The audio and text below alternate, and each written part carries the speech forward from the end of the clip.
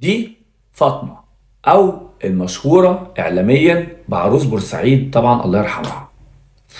ودي واقعة من الوقائع اللي أنا حرفيا كنت بحضر لها بقالي مدة وكنت عايز أتكلم عنها، ولكن للأسف ما كانش في إتاحة للوقت خالص. وكنت كمان مستني المحاكمة بتاعت النهاردة اللي هي طبعا تم تأجيلها لشهر إبريل المقبل، لأن طبعا دعاء اللي قالت قبل كده إن هي اللي نفذت الجريمة قالت النهاردة لا، أنا ما عملتش حاجة. ومش كده وبس، لا ده كمان في قرارات جديدة اتخذت من المحامين، وفي نفس الوقت برضو المحكمة وافقت بيها.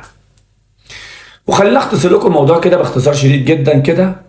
بس قبل اي حاجه لا تعمل لايك وشير كتير للفيديو عشان خاطر يوصل لغيرك ويسمعه، ولو مش متابعني يكون شرف لي انك تتابعني عشان يوصلك كل الفيديوهات الجايه. ويلا بينا مع بعض عشان احكي لكم التفاصيل الكامله في اصل الجريمه.